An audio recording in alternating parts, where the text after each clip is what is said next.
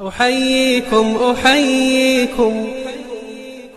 وبالأشواق ناتيكم فأغلى وردنا أنتم وكل الورد نهدي. देश की मीडिया और कुछ लोग तालिबान को देवबंद से और देवबंद गार्डन से देख रहे हैं। मेरे ख्याल में ऐसी बात नहीं है। इसका असल सबब वो ये कहते हैं कि हमारे इमाम हज़रत शेखुल हिंद देवबंद के रहने वाले थे, दारुल उलूम देवबंद के सदर मुदर्रिस थे और अपने ज़माने में सबसे बड़े आलिम थे। लेकिन अंग्रेज़ की दुश्मनी उनके रगो रेशे के अंदर सरायत थी। फिर अंग्रेज़ ने उनको पकड़ा और पकड़ कर उनको माल्टा की जेल में बंद किया और 4 साल वो वहाँ रहे। उन्होंने हिंदुस्तान में अंग्रेज़ हुकूमत के ख़िलाफ़ सबसे पहले वो आदमी हैं जिन्होंने अफ़गानिस्तान के अंदर आज़ाद हिंद हुकूमत कायम की थी, जिसका सदर महाराजा प्रताप सिंह को बनाया था और मौलाना बरकतुल्लाह साहब भोपाली को वज़ीर आज़म और उनके शागिर्द हज़रत शेखुल हिंद रहमतुल्लाह अलैह के शागिर्द यहाँ के पढ़े हुए मौलाना उबैदुल्लाह सिंधी रहमतुल्लाह अलैह को वज़ीर ख़ारिजा बनाया गया था। ये जो इस वक्त तालिबान हैं, ये हज़रत शेखुल हिंद रहमतुल्लाह अलैह की तहरीक से जो लोग जुड़े हुए थे आज़ादी हिंद के लिए और आज़ाद क़बाइल के अंदर काम हो रहा था, ये उनकी औलाद या औलाद की औलाद हैं। इसलिए ये अपना इमाम उनको बनाते हैं। ये कहते हैं कि वो हम जिस तरह उन्होंने अपनी सारी ज़िंदगी मुल्क की आज़ादी के लिए, यानी इस्तेमार गैर ताकत के चुंगल में मुल्क फंसा हुआ था, आज़ादी के लिए काम किया था, इसी तरीके पर हम भी उनके रास्ते पर चल रहे हैं। बस इतनी बात है। बाकी ये कि वो देवबंद के पढ़े हुए हैं। मुल्क की आज़ादी से पहले लोग तो पढ़ते थे, मगर मैं जहाँ तक जानता हूँ आज इस वक्त उसमें से कोई ज़िंदा नहीं। ये लोग वो हैं कि उनके पढ़े हुए हैं, उनके शागिर्द हैं। लेकिन असल बुनियाद ये है कि वो ये कहते हैं कि जिस तरह उन्होंने अपनी जान को कुर्बान कर दिया और शागिर्दों की फौज खड़ी कर दी, जिन्होंने 10-10 साल जेलों के अंदर गुजारा और मुल्क को आज़ाद कराया है, हम भी अपने मुल्क को गैरों के तसल्लुत से आज़ाद कराने के लिए काम कर रहे हैं। तो गोया कि जो लाइन उन्होंने दी थी और उसके ऊपर वो ज़िंदगी भर काम करते रहे, हम भी उसी लाइन पर चलने वाले हैं। लोग ये समझते हैं कि ये लोग देवबंद के पढ़े हुए हैं। देवबंद के पढ़े हुए नहीं है। मुल्क की आज़ादी के बाद कहाँ था? अब तो कुछ वीज़ा चूँकि गवर्नमेंट इंडिया की उनसे जुड़ी हुई थी और उनके साथ उनके ताल्लुकात थे, वहाँ काम भी कर रही थी हुकूमत हिंद। इस बुनियाद के ऊपर कुछ लड़कों को वीज़ा मिल जाता है, लेकिन उस ज़माने में तो किसी को भी वीज़ा नहीं मिला है। इस तरह से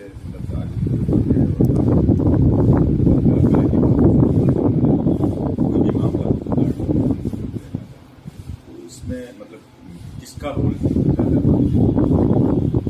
मैं नहीं जानता हूँ कौन रुपये लोगों के सामने है। लोग फिर परस्ती की हवा चल रही है। ये कहा जाता है कि दारुल देवबंद दहशतगर्दी का अड्डा है, लेकिन हमारी तो तालीमात खुली हुई हैं, 24 घंटे दरवाजे खुले रहते हैं।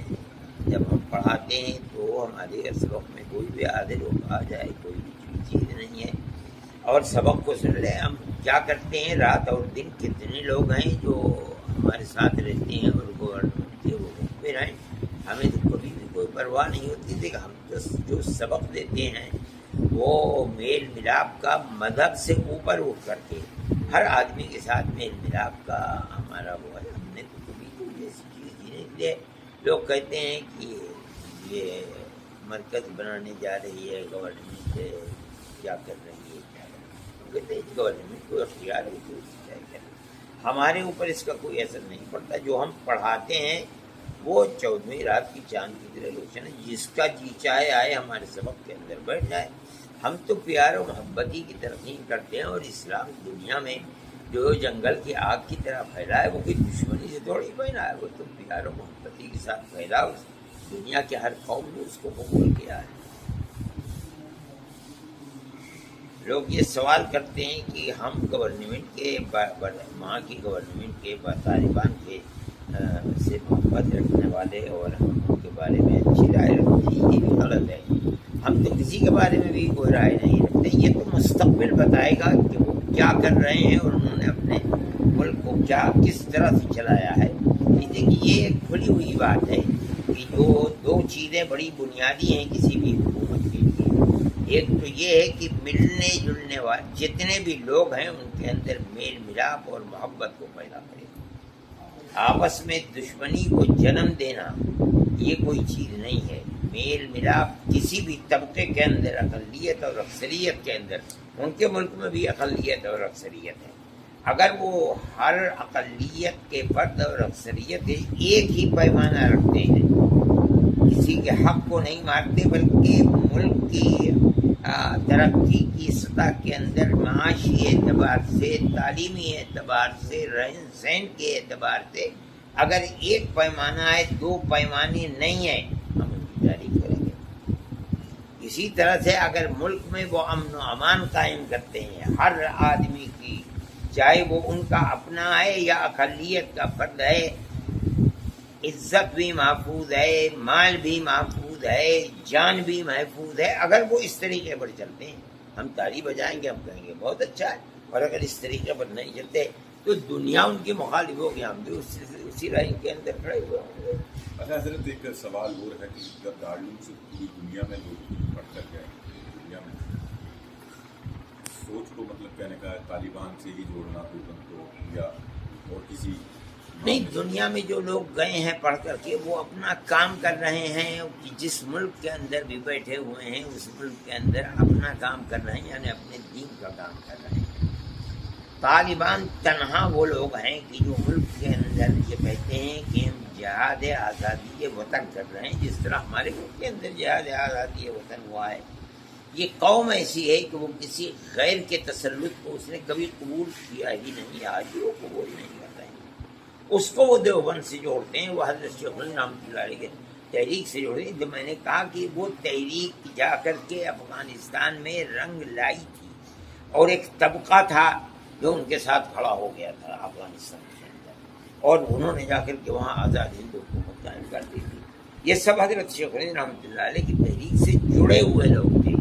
اب حضرت شیخ الہند رحمۃ اللہ علیہ کے اسی لیے جب حضرت شیخ الہند رحمۃ اللہ علیہ کے انتقال کے اوپر جو وہاں ان لوگوں نے تعزیت کا جلسہ کیا تھا، اس کے اندر افغانستان کے بالکل بالا تر اونچے سے اونچا آدمی موجود تھا، تو اس وقت کے جو حاکم تھے انہوں نے کہا تھا کہ چیزے کے شیخ الہند نہ تما کر آ رہا تمام کرم، جس چیز کو شیخ الہند پورا نہیں کر سکے اور دنیا سے چلے گئے، میں اس چیز کو پورا کروں گا۔ آج اس کا پھل دیکھنے کو آ رہا ہے، وہ قوم کھڑی ہو گئی۔ لیکن وہاں اقلیت اور اکثریت ہے، اس لیے کہ یہ جو لوگ طالبان جن کو کہا جاتا ہے یہ سب پشتو بولنے والے ہیں، جو جنوبی افغانستان کے ہیں۔ شمالی افغانستان جو اوپر ہے اور روس کی ریاستوں سے ملتا ہے، تاجکستان اور اس کے درمیان میں تو صرف ایک دریا ہے، ادھر تاجکستان ہے، ادھر افغانستان ہے، یہاں کے لوگ فارسی بولنے والے ہیں۔ ہمارا ماننا یہ ہے کہ حکومت کامیاب جب ہے جب ان دونوں کے درمیان میں ایک پیمانہ ہو، دو پیمانے نہ ہو۔ جب یہ صورت ہوگی تو ہم کہیں گے کہ حکومت کامیاب ہے، اور اگر یہ نہیں ہوتی ہے تو ہم سمجھتے ہیں جس سے دنیا کی حکومتوں کے اندر اکثریت اقلیت کے حقوق کو مارتی ہے، یہ بھی مار رہے ہیں اور کہتے ہیں کہ اسلامی انقلاب ہے، یہ اسلامی انقلاب نہیں ہوتا۔ اچھا، ہم حضرت یہ بھی دیکھ رہے ہیں کہ ہندوستان کی میڈیا ہے جو اصل چیز ہے وہ قرار ہوا ہے طالبان سے، امریکہ کا، طالبان پہ ہندوستان کی گورنمنٹ نے سائن بھی، اس چیز کو نہیں بتا رہی۔ ہم نہیں جانتے ہیں کہ کیا ہوا ہے اور کیا سائن کیے ہیں، ہم اس کے اندر کچھ بول بھی نہیں، یہ سیاسی معاملات ہیں، انہوں نے کیا کیا ہے کیا نہیں کیا ہے، ہم اس چیز کو دیکھ ہی نہیں رہے ہیں، ہم یہ دیکھ رہے ہیں کہ جو کام ہوا ہے آیا وہ صحیح طریقے پر اپنے یعنی کام کو کرتا ہے یا نہیں کرتا ہے۔ ہم نے ہمارے نزدیک اس کی بنیادیں دو ہیں، میں نے کہا کہ ایک تو امن و امان ہر سطح کے اوپر، عزت و آبرو اور مال و دولت ہر چیز کا محفوظ رکھنا، دوسرے یہ کہ ہر ایک کے لیے دو پیمانے نہیں ایک پیمانہ ہونا، تب حکومت چلے گی، اور اگر نہیں چلے گی تو اسی کے اندر سے دوسرا طبقہ کھڑا ہوگا جو جڑ اکھاڑنے لگے گا۔